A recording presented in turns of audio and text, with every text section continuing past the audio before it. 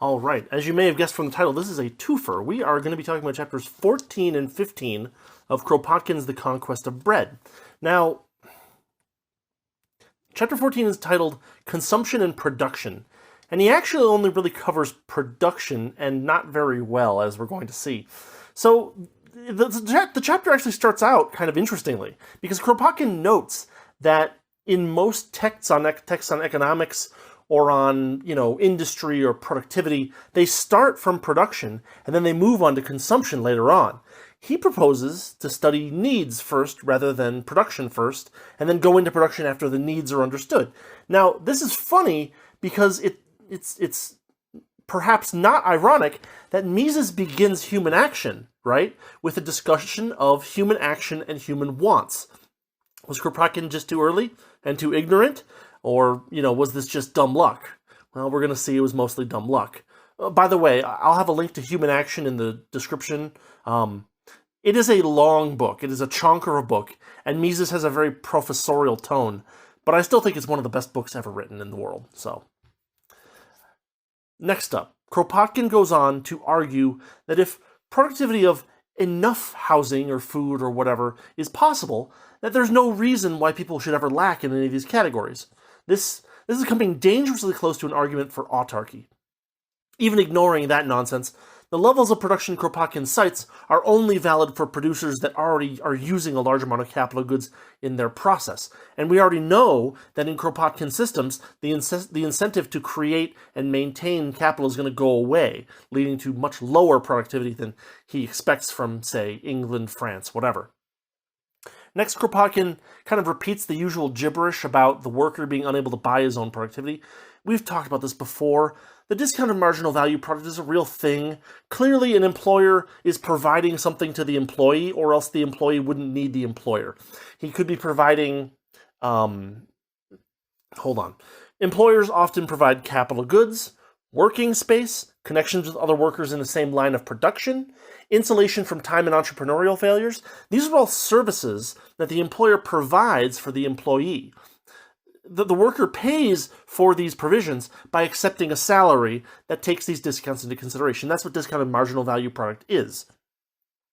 In other words, someone must, and this is true even of labor like that you do yourself, in the sense that, like, you must spend a calorie to pick an apple off of a tree before you can consume the calories that are in the apple.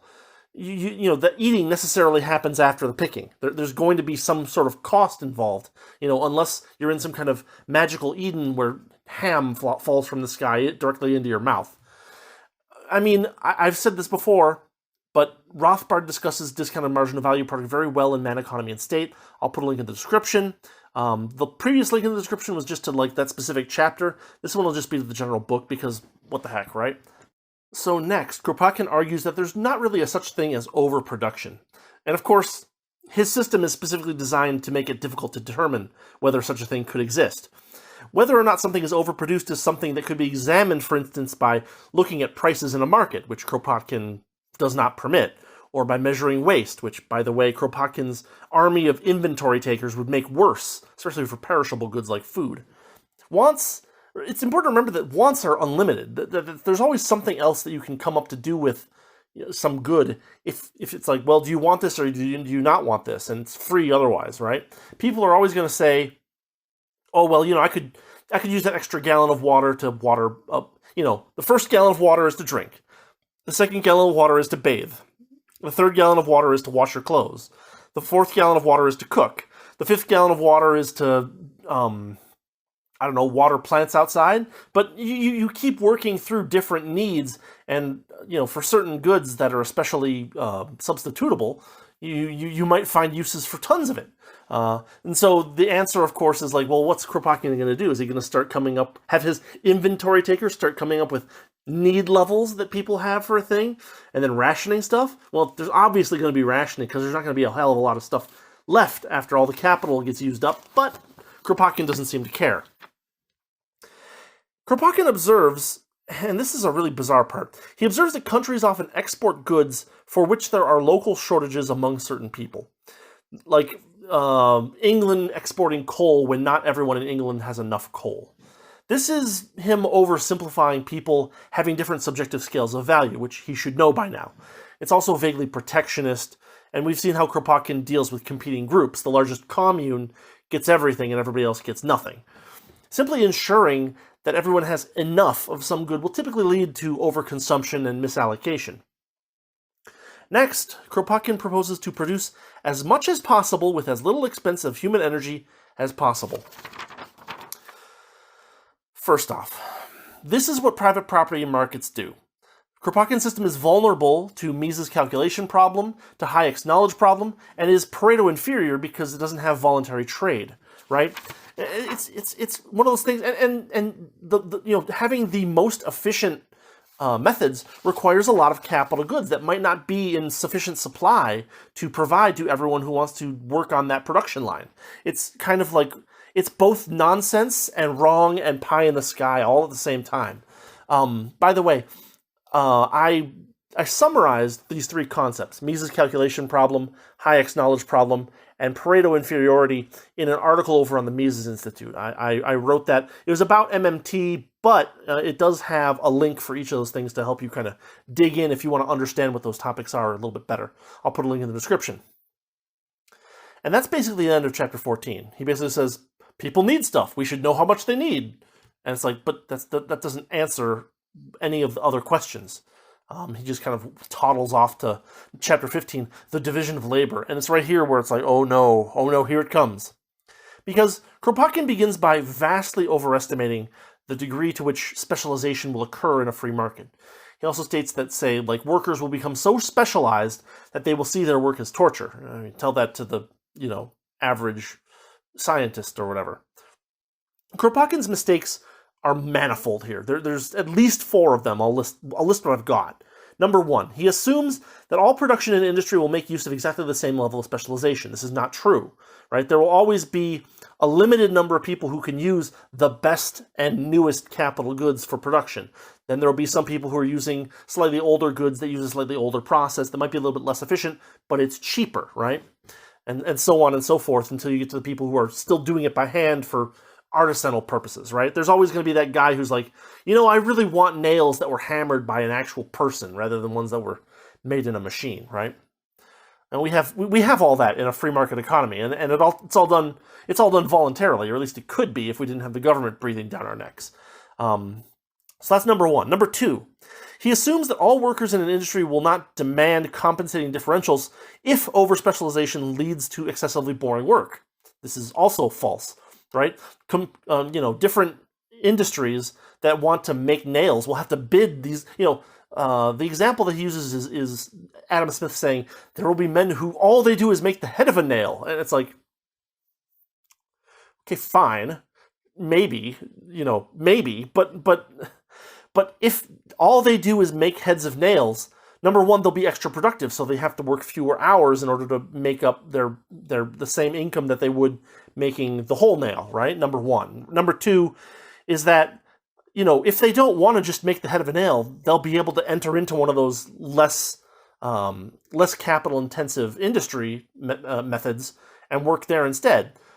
Number 3, and this is just three oppositions to number 2 of his errors, right?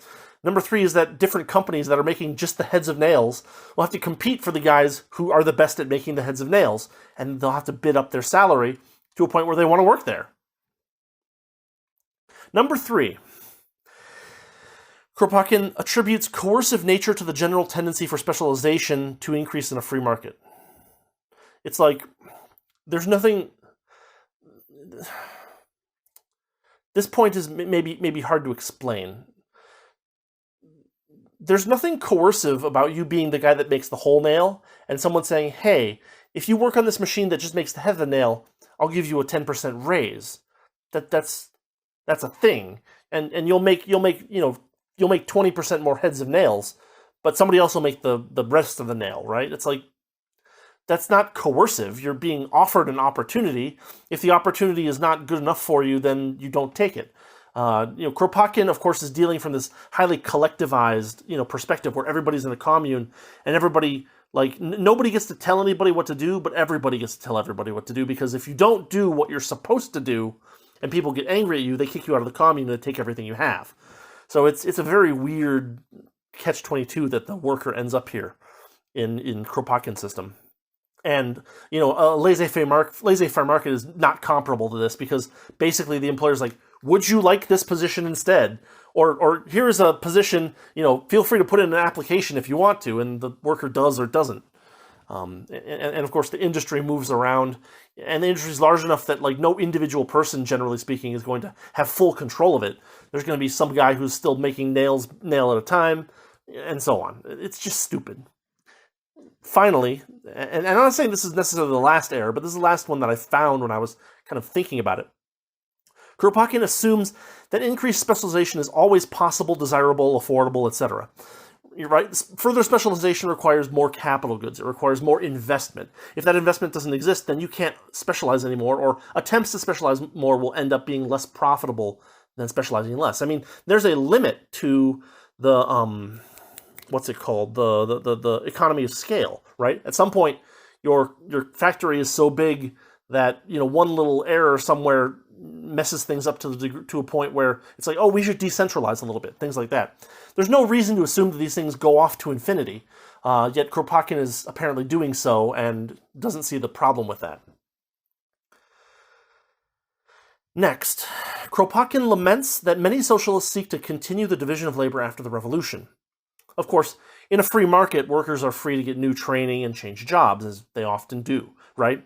This is a huge market opportunity, too, because what ends up happening is that there could be specialized trainers that are like, hey, you already have a PhD in this? Well, I can get you the equivalent training that'll give you what you need to know to get into this other field. And we know that you're fairly solid because you've got a PhD in this.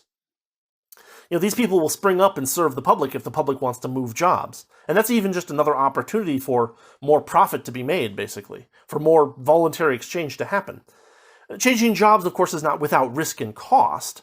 But it's still possible. And the gradually increasing wealth due to private property and free exchange are going to make it easier to change jobs rather than more difficult, right?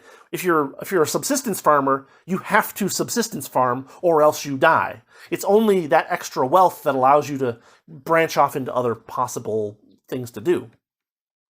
And of course, a coercive framework is likely to increase the costs of changing jobs, not to decrease them. And of course, the fact that Kropotkin claims he wants a non-coercive framework while still including all the aspects of coercion, such as expropriation, it doesn't really mean anything, right? It's like, I don't want violence. I just want to take everything you have. Well, no. Go away, right? There's no reasonable person that would accept that proposition.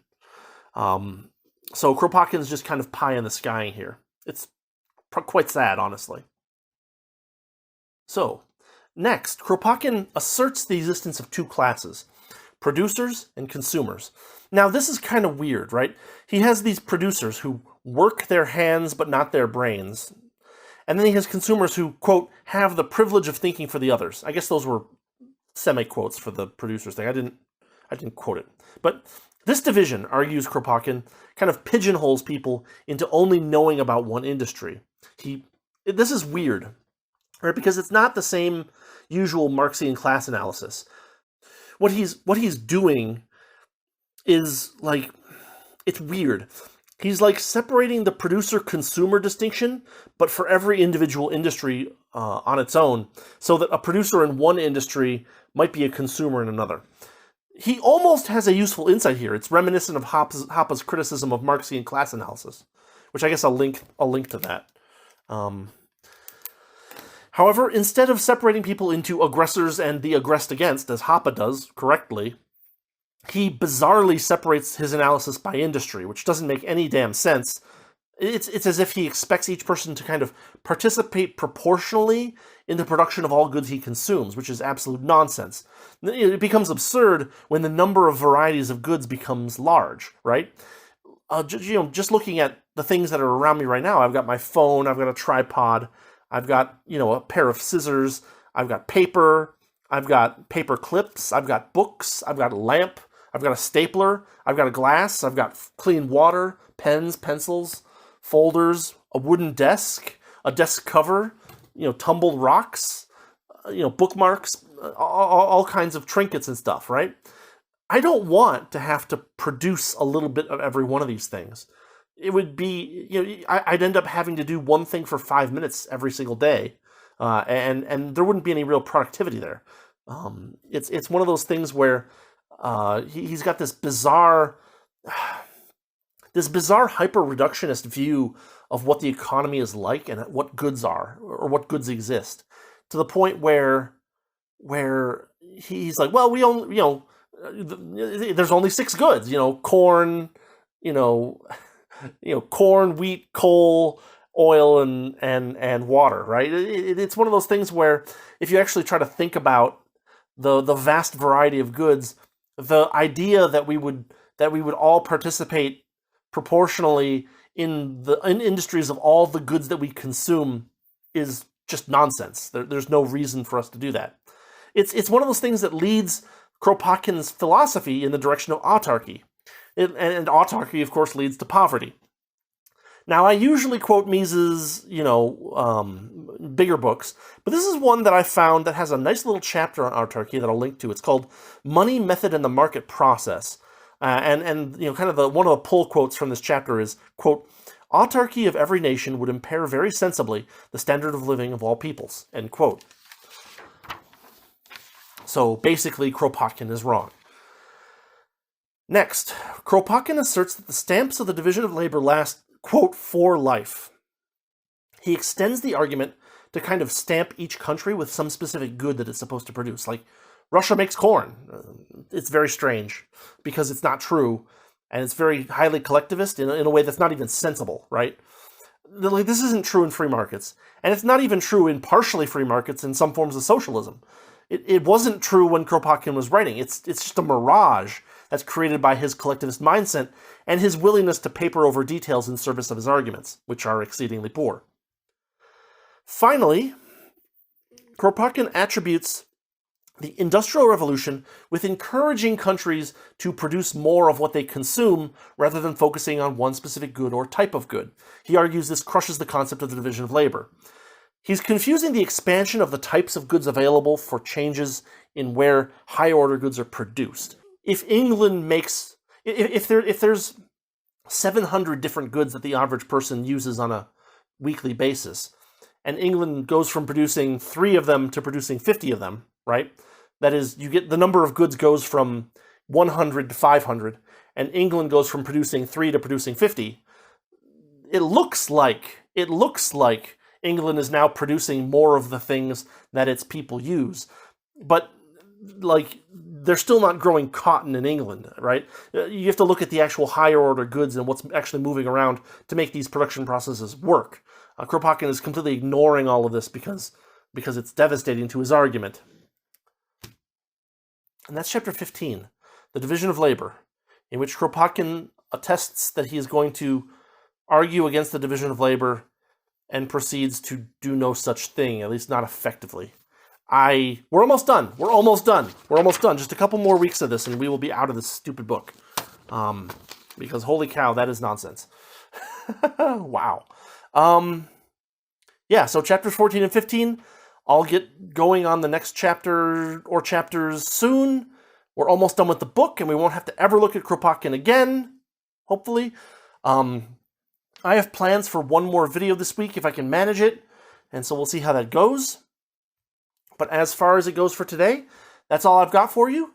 I hope you found this a little bit interesting. Again, links to papers and stuff in the description, books and stuff that you can get for, deep dive in any of these topics if you want to. And have a good week, and I will see you next time.